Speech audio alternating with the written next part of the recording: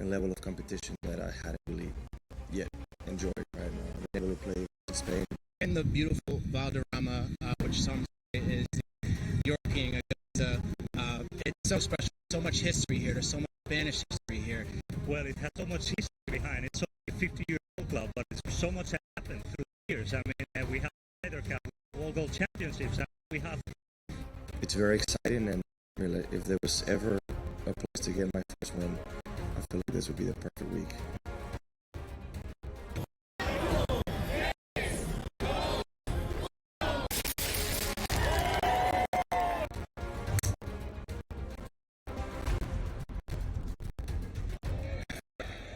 This wind at this golf course is so difficult. It's equally stressful no matter when or where you're at. It was fun. It's always fun to be back home and be with you. It's always a joy to have this many people supporting me all day. It's so much fun.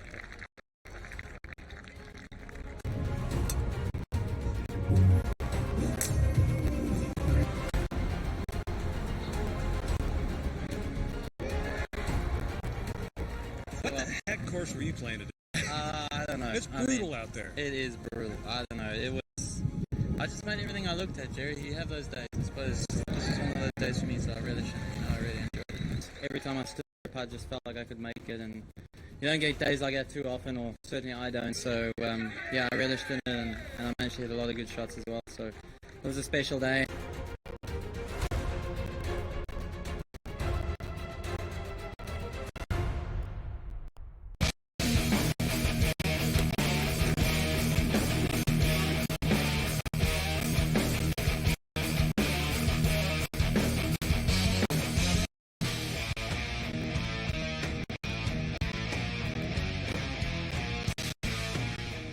Level 3 has begun. This is SportsRage. I am Morency, the Pistol Players, also the people who bust them, and everybody else in between. Our boy Mo Khan will step up and join us. A lot of stuff to get to. Mo will focus in on some Olympic basketball, as I'm seeing the highlights in front of me right now. We cashed a ticket with Germany as an underdog, and it was quite the weekend for Team USA, as they barely beat South Sudan. And they barely beat Germany. 92-88 was the final score. Let's give credit where credit's due. We'll give credit to LeBron James. If not for LeBron James, the U.S. would have lost today. They would have lost to South Sudan as well. For a player who Joel Embiid was talking about not being the same player as he used to be. And we'll get into that a little bit later on. I don't know what the hell Joel Embiid was doing when he was talking about the Team USA. And it sounded like Joel Embiid was like an opponent and not like actually on the team. And we'll give you his words and comments on Team USA and on LeBron James. So LeBron James dropped 20 today, 25 against South Sudan, but it was when he scored, just late, big-time baskets. And like I said, you can ask yourself and think, okay, these are exhibition games. They don't really mean anything. And the U.S. will be able to dial it up when it's for real. And or these are like serious red flags that, wow, you know what? They were 40-point favorites against South Sudan, and they won by 1. They were 14-point favorites against Germany, and they won by 4. Right? But there's been flashes. You know, there's been flashes with this U.S. team that they're dominant. But overall, they are vulnerable. And once it's for real, you never really know what's going to happen. You know, I think the whole talk, and I don't know why people do this all the time. Like, I don't know why people in the modern sports media and modern sport fan has to, like, compare and think that everything is the best, right? Everything is the best and rank the best. And, you know, different eras didn't think that, oh, yeah, we're better than everybody else. But it was actually comical to hear people talk about this team versus the dream team, like before this team has even accomplished anything. And like I said, these are exhibition games, but I don't think the dream team would have beaten South Sudan by 1 point and needed like some bad calls late in the game to get away with it. I don't think the dream team would have struggled with Germany and needed, you know, and would escape with a 4-point win. So I think there's a lot of red flags coming up. But one thing I'll tell you, I'm just glad that there's no more of these exhibition games anymore. Enough of the exhibition games. Enough of the well, you know what? Now we're going to find out for real. Basketball starts on Saturday, so the Olympics are set to begin on Wednesday with men's soccer. And this tournament, I think people have a little bit of like sort of soccer hangover, soccer fatigue, a little bit, so to speak. There was so much soccer on, right? With the Copa and with the Copa and the Euro, and it's like, wow, we're really ready to dial this thing up and do it again. But yeah, evidently we are. The men's Olympic teams these Olympics are the most stacked as far as pro players and as far as countries being all in to win than it's ever been before. Like France, did not hold back at all. Hell, they wanted to play. Madrid would let it. Let's go. Level 3 has begun. This is Sports Rage. I am Gabriel. It depends on the players, the hustlers, the people that bust them, and everybody else in between. It's been a wild day for a Monday in the middle of the summer, but the countdown to the torch being lit is officially on. USA and Germany got it on earlier in the day, and it was another close call for the American basketball team. And once again, LeBron James steps up and saves the USA. He dropped 25 against South Sudan the other day, steps up with 20 today against Germany. And it wasn't just like the points and the amount of points, but when he scored. And for all the talk about who the man was going to be on this team, it's pretty clear who the man on this team is. It's LeBron James. And you can see late in these basketball games, nobody else wants the ball. It's like, all right, you take it. You're on with all the pressure. And I'll tell you what, like today in this game today, it was like, 86, 85, 86, 87 or whatever. Like, it was like a 1 point. It was like a 1.2 point game. It was going back and forth. Hell, it might have even been tied at 88 at 1 point, right? Like, it was close. And LeBron, nobody really wanted the shot. And they passed it around, and LeBron wanted the shot. LeBron hit a three. And it's one of those, you know what? He misses. Germany gets the ball back. It's like, bro, missed the three, and it led to the layup on the other side. He didn't miss. He hit the three. He didn't miss the layup against South Sudan. But are these just close calls that won't matter in the end because they're just exhibition games, right? They did go 5-0, right, in the showcase, the showcase exhibition. They did go 5-0, but there are a lot of red flags. And I think it really is going to come down to Steve Kerr, his willingness to go with the best on the court, but I just can't wait to see them start to play for real. We'll get into it with Mo Khan. It's prediction time. We'll give you the point spreads for the opening games, and I think it's time right now that we give South Sudan some respect. Luol Deng style, kicking it old school. South Sudan nearly shocked the world, and they're going to have more opportunities to do so as well. Meanwhile, Gilbert Arenas has upset many with his comments about South Sudan and the U.S. not absolutely racking up the score. Earlier in the program, we went over a bunch of Olympic best bets that we have as far as countries to win gold medals. And those of you just stepping up and in right now, we found a 39.5 for the USA.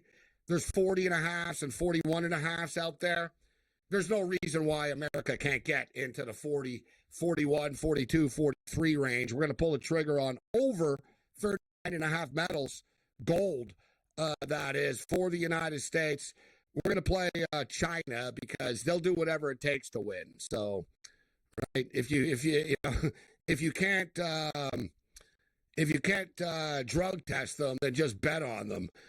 If you know what I'm saying. China are all in every Olympics, but 33.5 is a very manageable number for China. People don't think France are going to do well. And just for the record, we threw the picks out earlier. As far as both soccer tournaments are concerned, we're taking both teams from France to win their respective tournaments. All right? The men's French team, they're the favorites at plus 225. It's essentially a three-team tournament between France, Argentina, and Spain. I think France are all in. Their side of the bracket, their draw. They're going to make it to the title game. And then I guess anything can happen. We'll go over the players that are playing, but Spain are like stacked. It's basically Barcelona that they're sending. Argentina, 4 World Cup winners on their team. And France, like, went all in. Right, Thierry Henry is the manager. Like, they wanted Mbappe to play, but Real Madrid didn't want him to. He wanted to play. They got Kone playing. Like, France are freaking stacked. As far as the women's side is concerned, and the men's soccer starts on Wednesday, the women's side, the U.S. are favorites, but the U.S. can't score suddenly. Right, the U.S. are a young team, and I don't think they're suddenly just going to be able to flick the switch. I think the U.S. women are going to make it to the semifinal. They could make it to the final. They're amongst the best. But these other teams are good. Don't forget, Spain are back. Spain won the World Cup last time. Although they're not quite the same team, they're still a dangerous team. And the French team, extremely dangerous at plus 500. We're going to get a piece of that. We got Major League Baseball going on. Big rivalry series going on at Chavez Ravine. The Dodgers coming off their series sweep over the Boston Red Sox are tied at 2 with the Giants. River Ryan made his debut tonight for the Dodgers and looked really good. 2-2 baseball game. 1-1 Mariners and Angels. A lot of stuff to get to. Let's roll.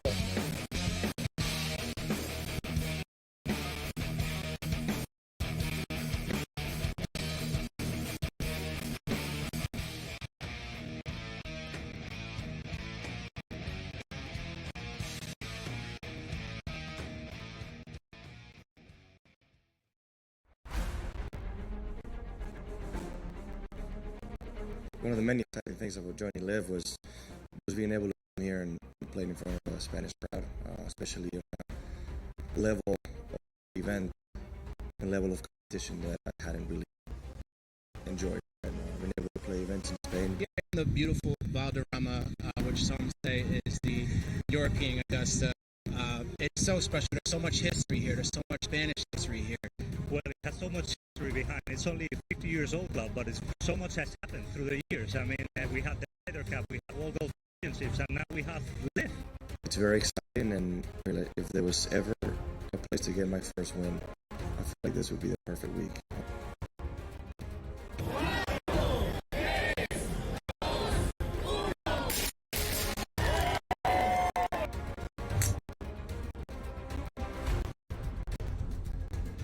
I feel like when this wind to this golf course is so difficult that it's equally stressful no matter when or where you're playing it. But it was fun. It's always fun to be back home and be with the home crowd. It's always a joy to have this many people supporting me all day. It's so much fun.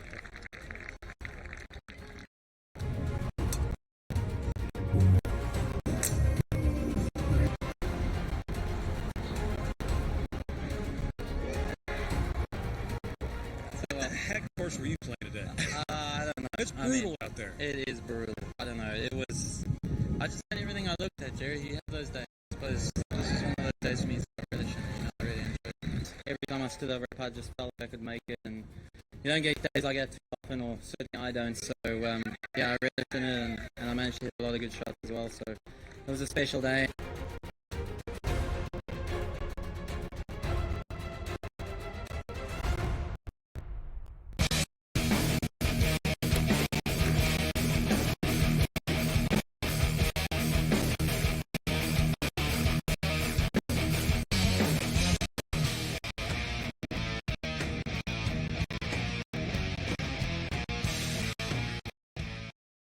The countdown to Paris is, you got to love it. And listen, I love the Olympics. My grandfather played in the Olympics. I wanted to be an Olympic goalie, ice hockey, when I was a kid, more than being the NHL or anything like that.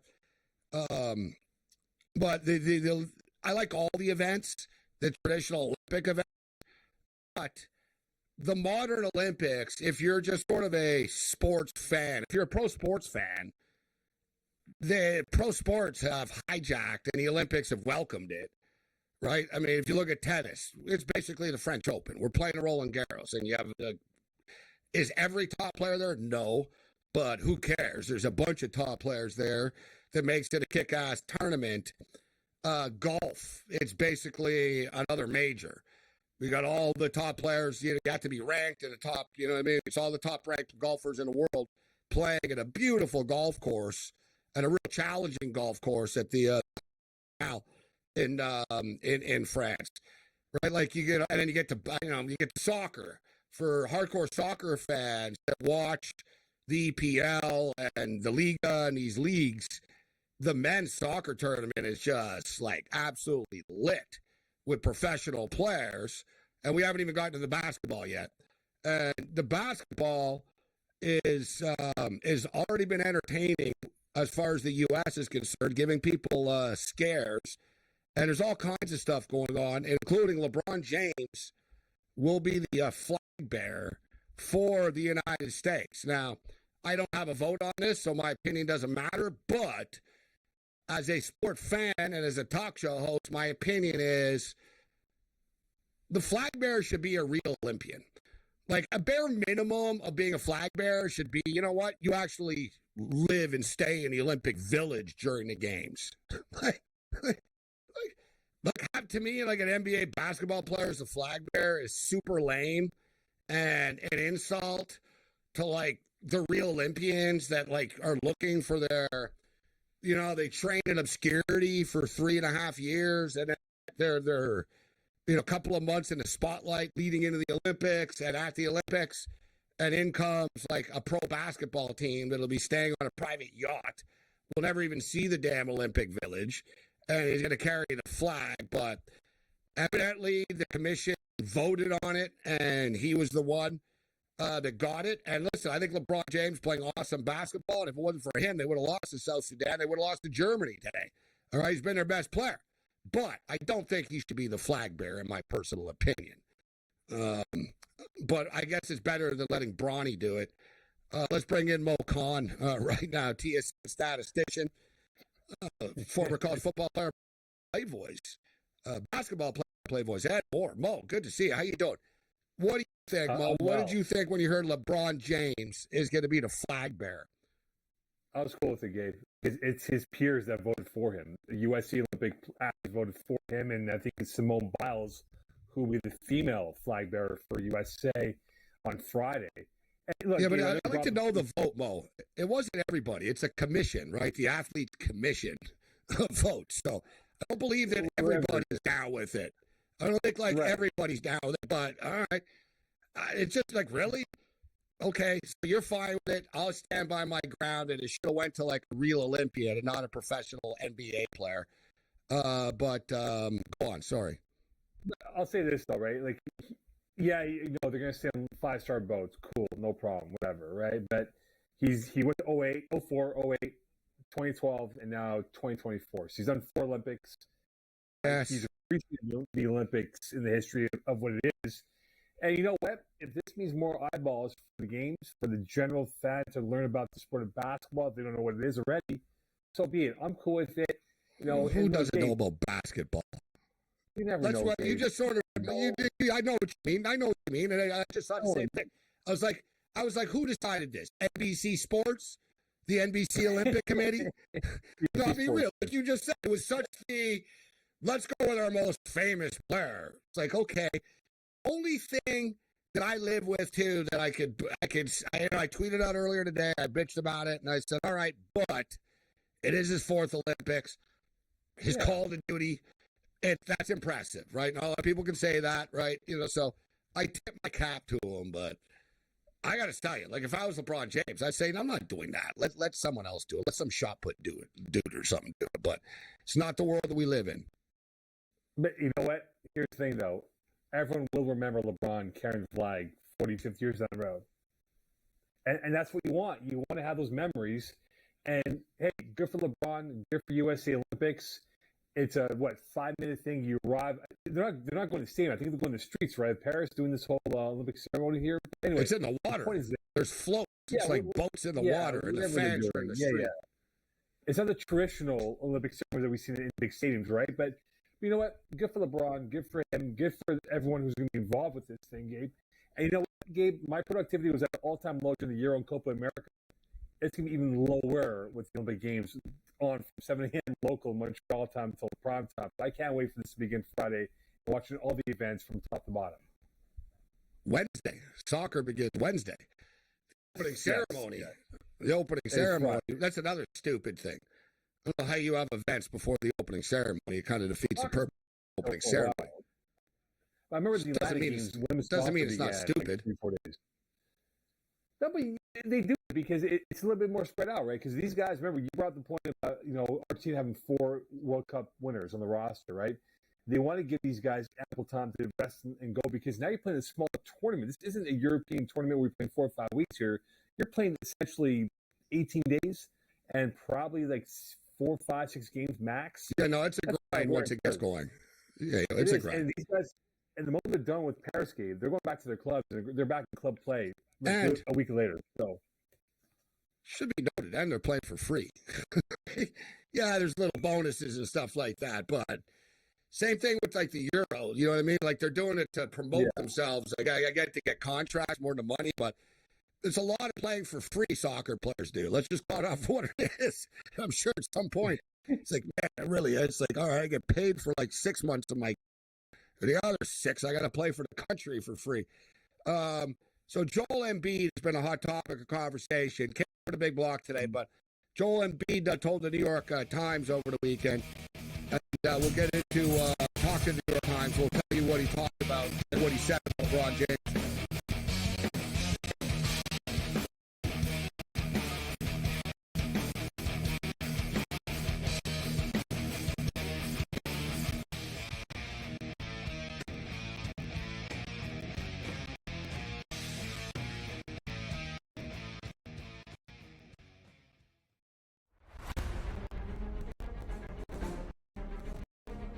One of the many exciting things about joining Live was being able to come here and play in front of a Spanish crowd, especially on a level of event and level of competition that I hadn't really yet enjoyed. And been able to play events in Spain. Here in the beautiful Valderrama, which you say is the European Augusta, it's so special. There's so much history here. There's so much Spanish history here. Well, it has so much history behind it. It's only a 50 years old club, but it's so much has happened through the years. I mean, we have the Ryder Cup, we had World Gold Championship, and now we have Live. It's very exciting, and really, if there was ever a place to get my first win, I feel like this would be the perfect week.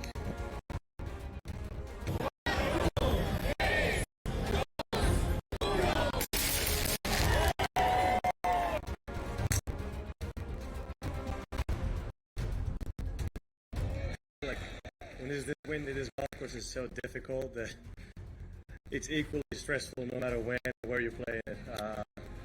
But it was fun. It's always fun to be back home and be with the crowd. Always enjoy it to have this many people supporting me all day. It's so much fun.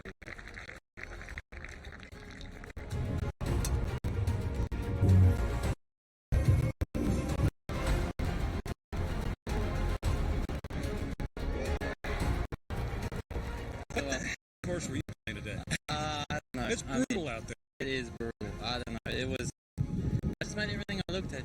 You have those days. I suppose this is one of those days for me, so I really shouldn't. I really enjoyed it. Every time I stood up, I just felt like I could make it, and you don't get days like that too often, or I don't. So yeah, I relished in it, and I managed to hit a lot of good shots as well. So it was a special day.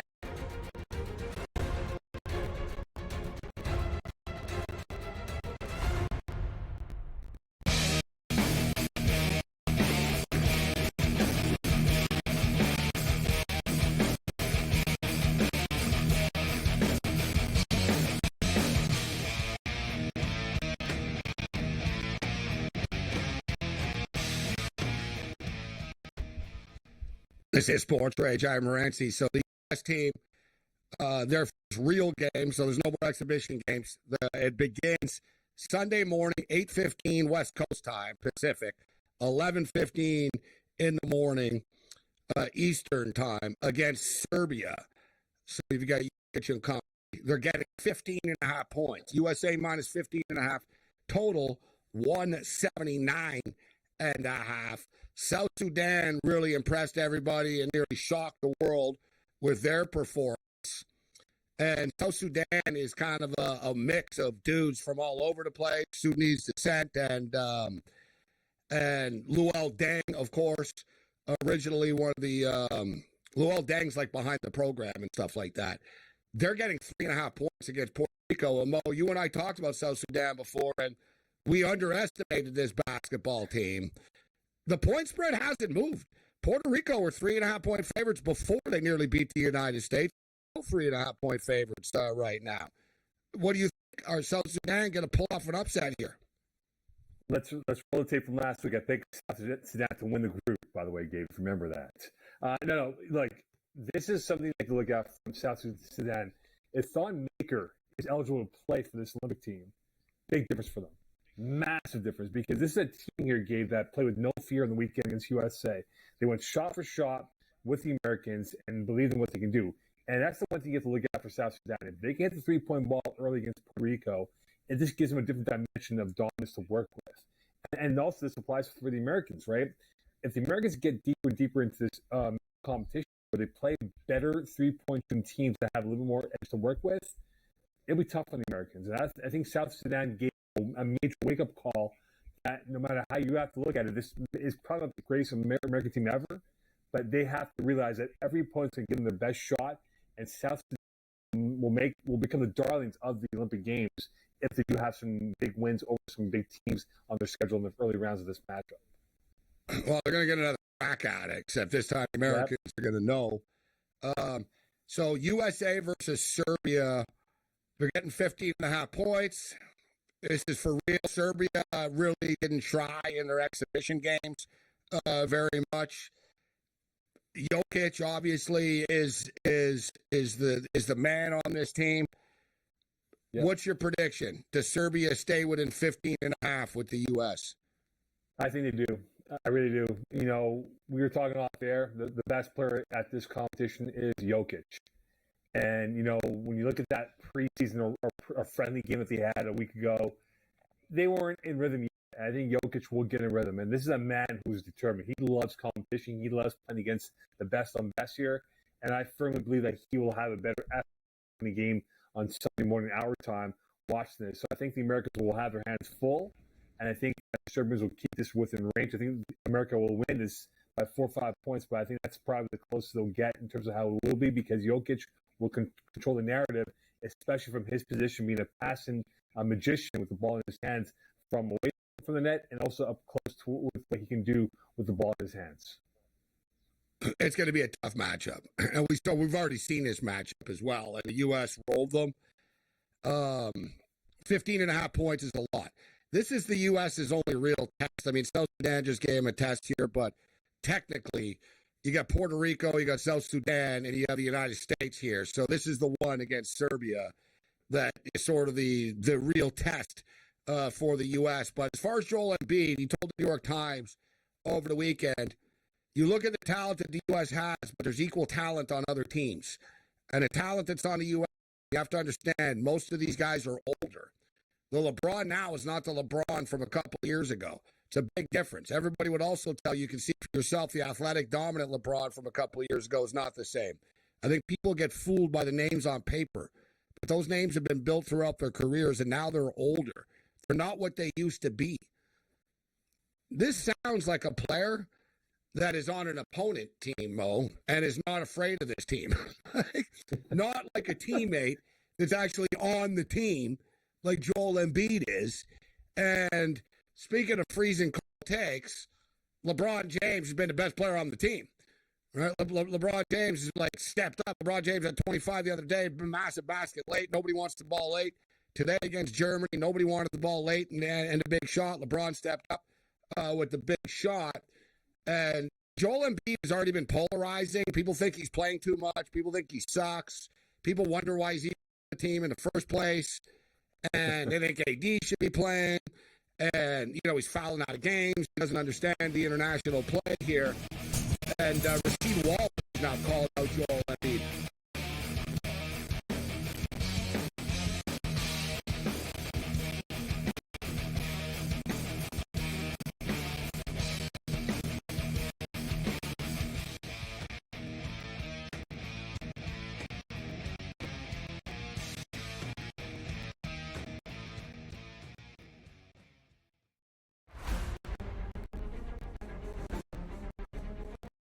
One of the many exciting things about joining Live was was being able to come here and play in front of a Spanish crowd, especially in a level of event and level of competition that I hadn't yet enjoyed. Right, been able to play events in Spain. You're in the beautiful Valderrama, which some say is the European Augusta. It's so special. There's so much history here. There's so much Spanish history here. Well, it has so much history behind. It's only a 50 years old club, but so much has happened through the years. I mean, we had the Ryder Cup, we had World Gold Championships, and now we live. It's very exciting, and really, if there was ever a place to get my first win, I feel like this would be the perfect week.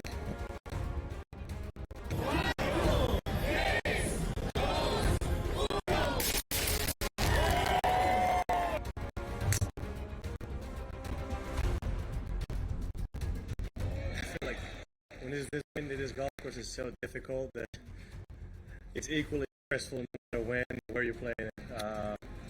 But it was fun. It's always fun to be back home and be with the home crowd. It's always a joy to have as many people supporting me all day. It's fun.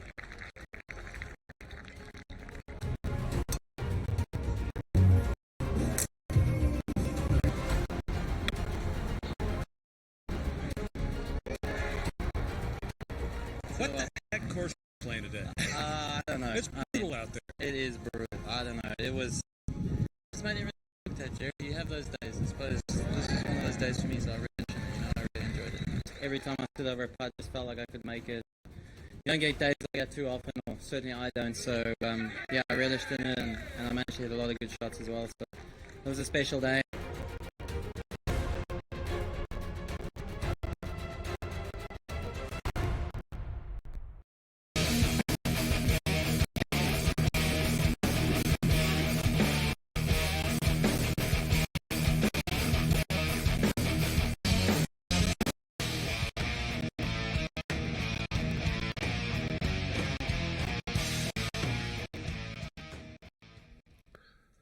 Getting fired up for this basketball right now. And I got a couple of TVs in front of me, and one of them is a feature on Andrew Nembhard of the Indiana Pacers, who's a guard on Team Canada. Doesn't get talked about that much because of SGA, Jamal Murray, but not bad. Have Nembhard come in as well. So the United States, as shaky as they've looked in these exhibition games, they are exhibition games. They should prevail. They're going to get to the title game. I personally believe there's a lot of hype about Canada, and oftentimes when teams get hyped up, it backfires. But I like Canada's camp, the way they came together. Their worst game was against the U.S. in Vegas. In the second half, it was disappointing, but they went to the bench, and they let a lot of kids play, and they just sort of tapped out in that game. They've dialed it up a little bit. They beat Greece. They beat France. They beat Puerto Rico. Although I covered the point spread with Puerto Rico, which is nice. But Canada's rounded in a form. R.J. Barrett's look good. Dylan Barrett. I thought the spread was too high, Mo. Dylan Brooks has looked good. Like I said, I think Canada's the team, Mo, that can get there. And there's different ways to bet this. There's the betting without the favorite. So you basically take whoever's going to be the top team without the favorite. And Canada's the favorite at plus 175. Then France at plus 187. And then Serbia at 6-1. How do you think it plays out, Bo? Name the order of basketball finalists. You feel the USA is going to win? Yeah. Who's going to win silver and who's going to win bronze? Okay. I want Canada to do well. I want them to medal. Right, that's big. World Cup, they did well. They sent the warning shots to the world that they're here. But I always find that there's always one glitch with Canada game at some tournament that they lose when they're not supposed to lose, and that's my biggest fear for them. Is that in group play they're going to lose a game that they're not supposed to lose, and that's going to hurt their travails and try and get a medal here. I got USA 1, I got Serbia 2, and I got Canada 3. I think Canada will medal. Coming in, I was a bit worried about the 4 and 5 positions and the lack of size for those two areas. And if they can avoid playing those dreadnought type of teams, they have a chance to go deeper than expected. And look, again, it's all about matchups for them right now, Gabe.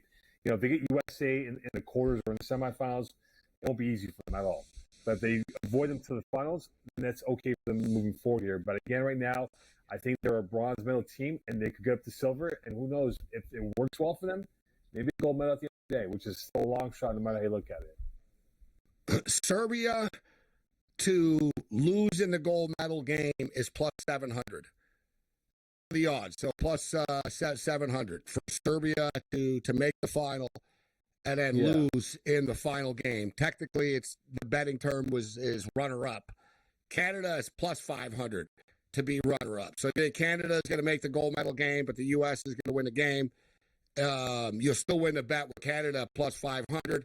Canada plus 1,100 to win it all.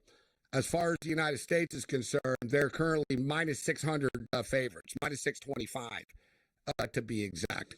Not a lot of drama when it comes to the American women's team and the women's bracket, but I'll let you pick the soccer right now, Mo. I threw it out there before. I'm taking France and France. Put it this way. I'm looking at this from a betting perspective. Yeah. One of the France teams are winning. They're not losing both the soccer. Like, they're all in on this. Like, this is to them. They're both their teams are stacked as far as the men's and the women's are concerned. The U.S. favorites in the women's, Spain are the second choice, and France are the third choice. So whatever. They're going to make the semifinals. They're probably all going to end up playing each other. Who's your women's soccer gold medalist? I got the winning game. You know, you look at their body work the last couple World Cups and now with them hosting the Olympics, this is their moment to shine. And, you know, we spoke about it last week, right? How important the Olympic medal is. And I believe that the World Cup's a lot more important than the Olympic medal is. But the point is that I think the French women's will win. I think the men's will come up short. I think Spain and Argentina has a little bit more to work with in terms of the youth system they've built up here. I think France is probably in a situation where they'll be a bronze medalist finalist in terms of where they will be. So give me the Spanish to win on the men's draw and the French women's on what they'll do for themselves. I think they get a group play style and profile.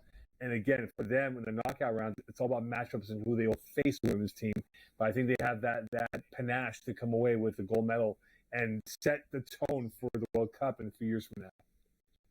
Yeah, you know what? The French women's team are plus 500, so it's really good odds for a team that has a legitimate chance of winning the tournament. The French men's team are plus 225 overall to win. So like I said, if you take them both, here's a random one too. And we had our boy Andrew McKitts. We'll hit it again tomorrow, but tomorrow we'll get into more of the volleyball lines. We've been talking about the beach volleyball a lot, but as far as the volleyball is concerned, men's volleyball, there really seems to be two teams that are on a collision course. And they played each other. They've been playing each other in the World Championships and all these Euro, like, big events and stuff like that. And it's Poland and that's Italy. And Poland is plus 400 to win a gold medal in men's volleyball. And Italy is plus 500 to win the gold medal. Normally, I don't like taking two bets when one of them can't win. But at the same point in time, if we take Poland at plus 400 and we take Italy at plus 500 and they both make it to the final, we're laughing. And we already have, like, all right, we got a plus 400, we got a plus 500, and then we can just play whoever we think is going to win. So, yeah, Poland's really come on, Mo, in men's volleyball over the last couple of years. I've done a lot of Olympic research because I'm a degenerate gambler. So, like, I've got to be on top of everything.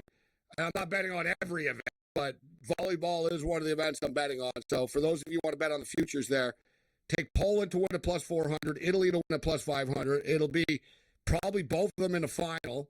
And then we can just bet on whoever we want to bet on in the game again, and we lose money because we already got a plus 400 and a plus 500. Volleyball is just freaking wide open. Do you have any random, weird Olympic predictions for us here, Mo? Not of yet. Any sport you want. So, okay, equestrian.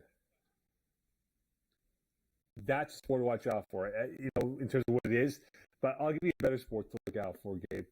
And you know, yeah, we need a winner though. All right, listen. Equestrian is incredibly boring, so like we're gonna need a winner, like for us, that's the thing. for us to be able to watch it. For sure. I'll watch it because I don't know anything about equestrian, right?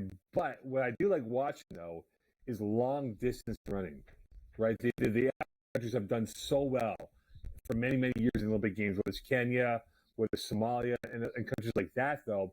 So when I look at long distance running, that's what I look at is for the African nations who dominate this event here and what they can do.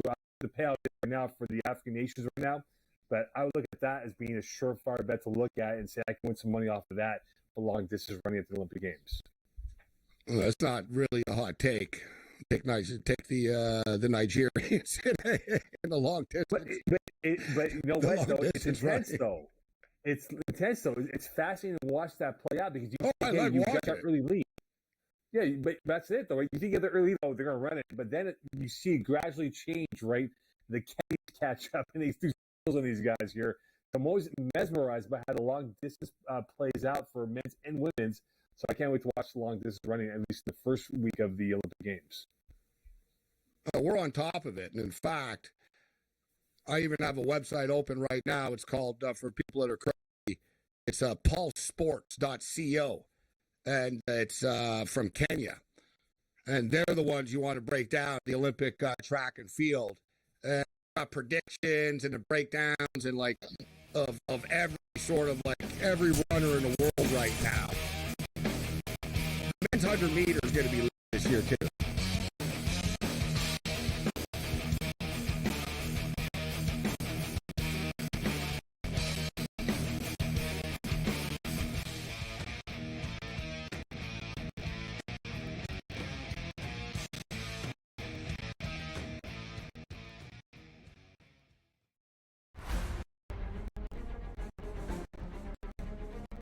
One of the many exciting things about joining Live was being able to come here and play in front of a Spanish crowd, especially on a level of event competition that I hadn't really yet enjoyed. Right? I've been able to play in Spain. We're in the beautiful Valderrama, which some say is the European Augusta. So special. There's so much history here. There's so much Spanish history. Well, it has so much history behind. It's only a 50 years old club, but so much has happened through the years. I mean, we have the Ryder Cup, we have World Championships, and now we have. It's very exciting, and if there was ever a place to get my first win, I feel like this would be the perfect week.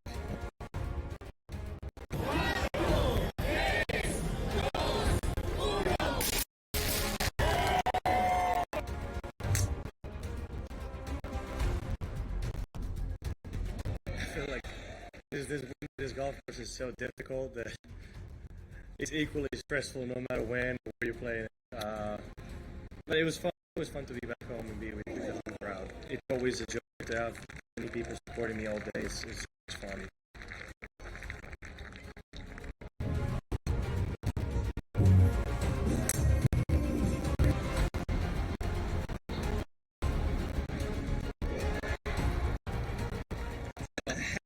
You playing it?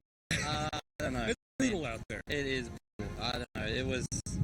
I just made everything I looked at, Jerry. You have those days. I suppose this was one of those days for me, so I really shouldn't. I really enjoyed it. Every time I stood over a putt, I just felt like I could make it, and you don't get days like that too often, or I don't. So yeah, I relished in it, and I managed to hit a lot of good shots as well. So it was a special day.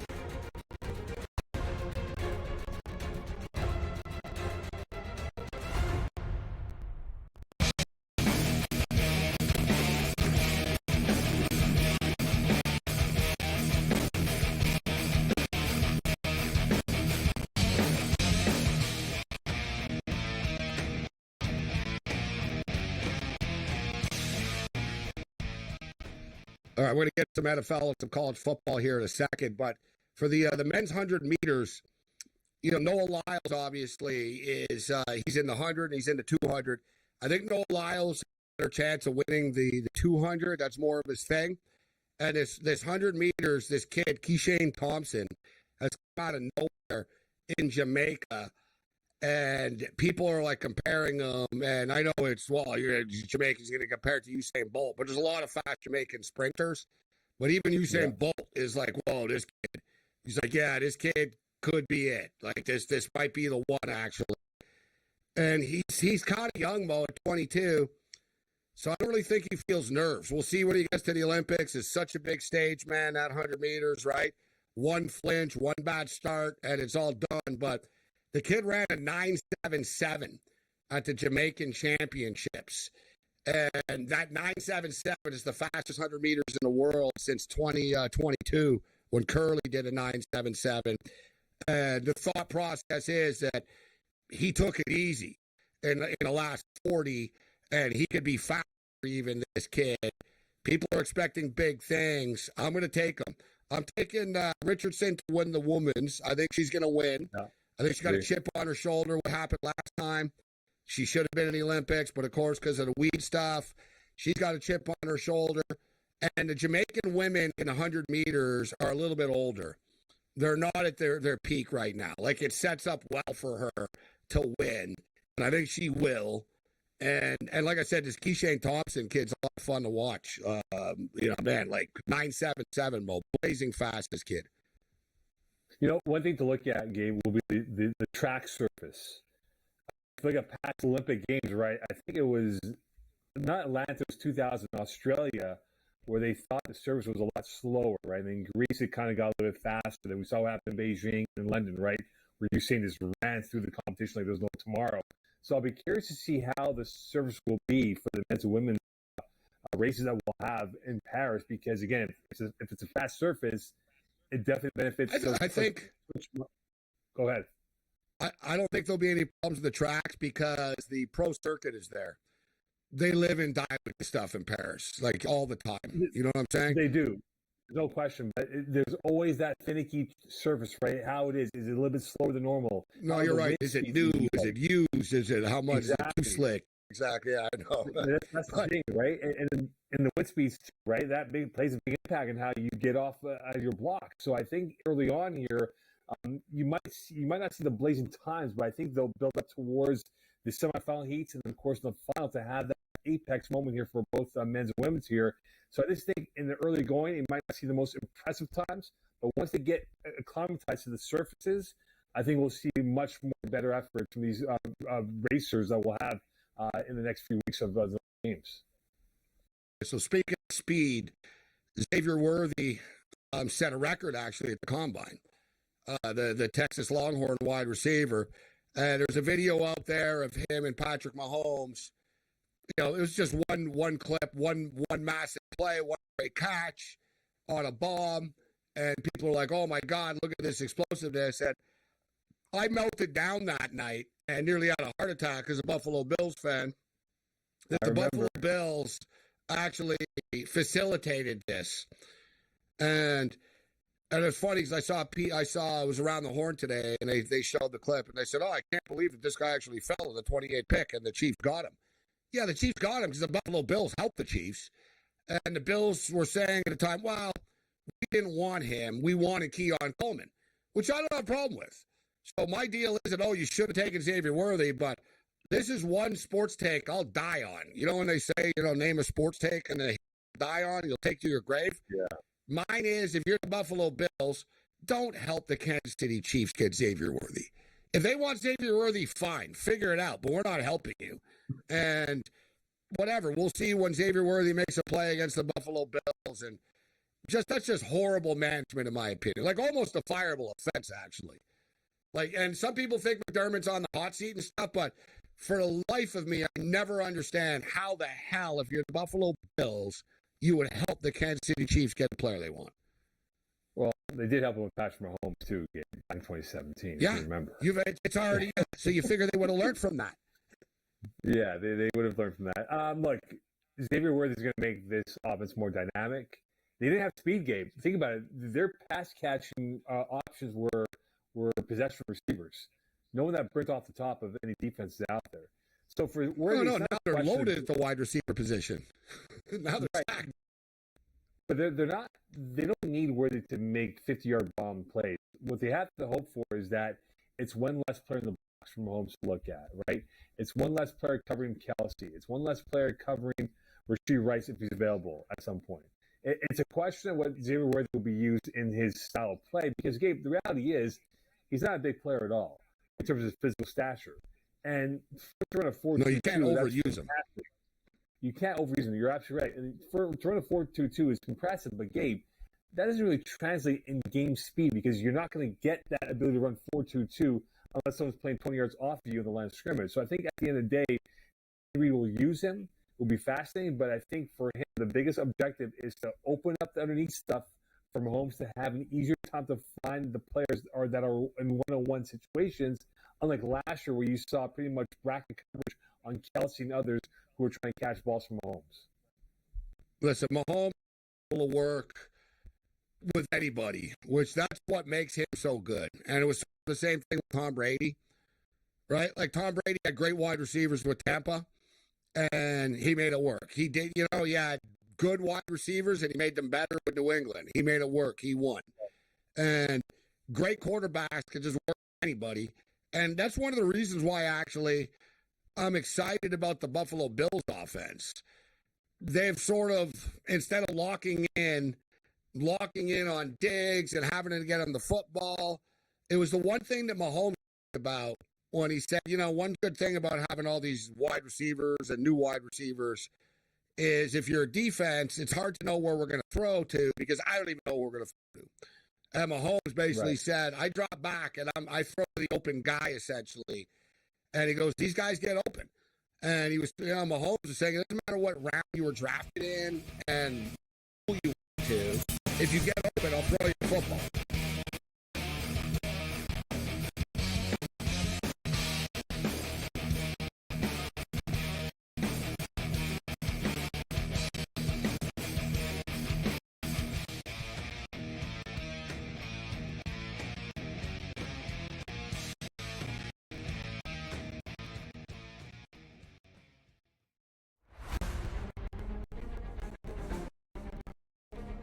One of the many exciting things about joining Live was being able to come here and have a Spanish crowd, especially in a level of event and level of competition that I hadn't really yet enjoyed. Right now, I've been able to play events in Spain. Here in the beautiful Valderrama, which some say is the European Augusta, it's special. There's so much history here. There's so much Spanish history here. Well, it has so much history behind it. It's only a 50 years old club, but so much has happened. Years. I mean, we had the Ryder Cup, we had World Gold Championships, and now we have Live. It's very exciting, and if there was ever a place to get my first win, I feel like this would be a perfect week.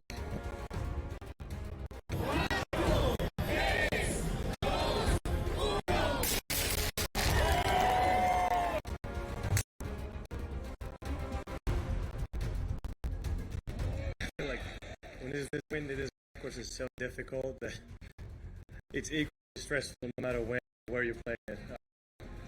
But it was fun. It's always fun to be back home and be with the home crowd. It's always a joy to have this many people supporting me all day. It's so much fun.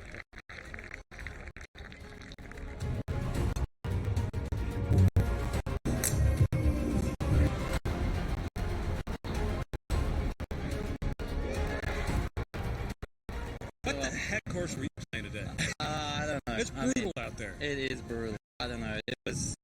I just made everything I looked at, Jerry. You have those days. I suppose this is one of those days for me, so I really enjoyed it. Every time I stood over a putt, I just felt like I could make it, and you don't get days like that too often, or certainly I don't. So, I relished in it, and I managed to hit really good shots as well. So it was a special day.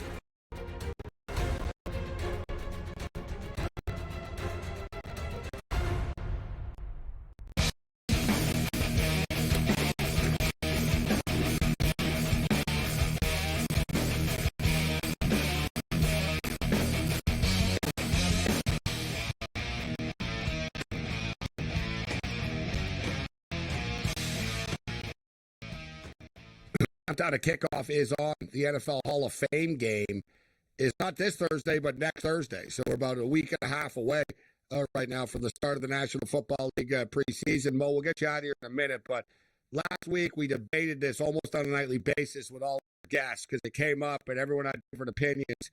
And it all started on an argument about the Carolina Panthers. But as far as who the worst team in the National Football League is going to be this year, and of course you can bet on it. The two co-favorites, they have both the same odds here at plus 400. The Carolina Panthers and the New England Patriots are projected projected to be the worst teams in the National Football League by the odds makers. After that, and I don't agree with some of the other choices here, Arizona is 10-1. The Denver Broncos are 10-1. The New York Giants are 10-1. The Washington Commanders, the Minnesota Vikings, the Tennessee Titans, the Las Vegas Raiders, the Saints. So I don't agree with some of the teams that are on the list here, to be honest. But I do believe that the New England Patriots are probably going to be the worst team in the National Football League with Carolina there. Carolina won 2 games last year. So even if they double their wins, they're only at 4. Who do you think the worst team in the league will be this year? The worst record. I want to pick, I'm going to say the worst team, worst record. Patriots, without them saying it publicly, they said it that they're not going to do well, right? They may not play Drake May early on because they know they're ready to play yet, and they know that O-line's not that good, and they don't have playmakers to build upon, right? And Gerard Mayo knows this is going to take a 2-3 year project to get back to where they want to be. I think for Carolina, my question for them is who's going to block for Bryce Young? Because, Gabe, that was the biggest problem from last year. Bryce Young, unfortunately, had no one in front of the block, and he had no pass catchers. I think that's going to be the first key thing is to keep him healthy and upright, because if they don't do a good job blocking for him, Gabe, it's going to be a short season again for Bryce Young, and the whispers will grow saying, can he be a suitable NFL quarterback if he can withstand the rigors of the physical nature he'll take from the opposing he's gone through so far. So the O-line for Carolina has to be key if they want to have any relevancy at all in the NFL this season. Yeah, there's a short span you get, an opportunity you get as a starting quarterback if you're on a really bad football team. And let's say the Carolina Panthers are really, really, really bad again, then they're going to be in a mix next year, right, for Shedeur Sanders. And it'll be hard for them not to want to do it, right? You talk about Carson Beck is projected to be the top quarterback taken, but Shedeur Sanders is right there. Quinn Ewers is going to be in the draft. Connor Wegman is actually we don't know. We don't know if it is. You don't know if it's a good class. That's why everyone went all in, right, to get these quarterbacks this year, because they projected next year, spring 2020. Yeah, but because what people say doesn't mean that it's. Dude, do you think Bo Nix or Shedeur Sanders is better?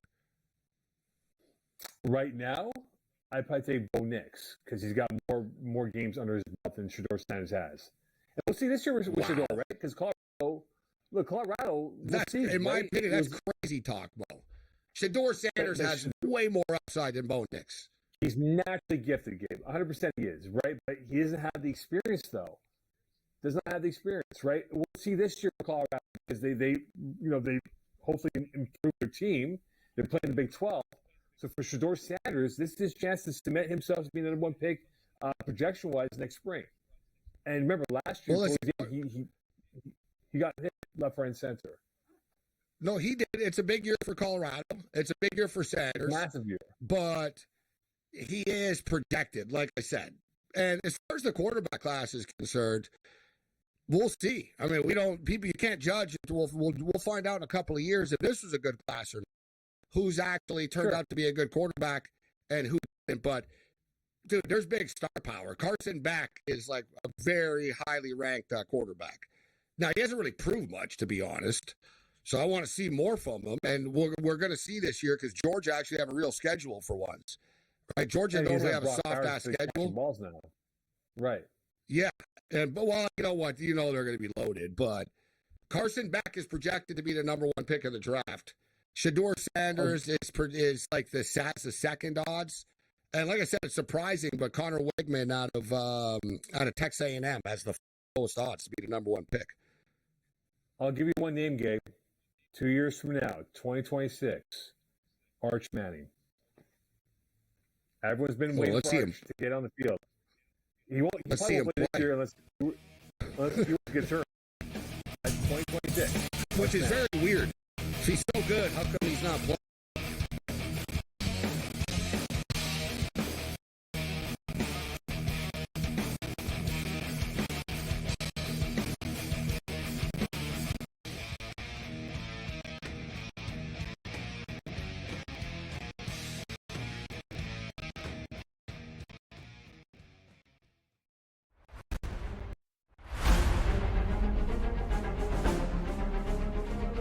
one of the many exciting things about joining Live was being able to come here and play in front of a Spanish crowd, especially on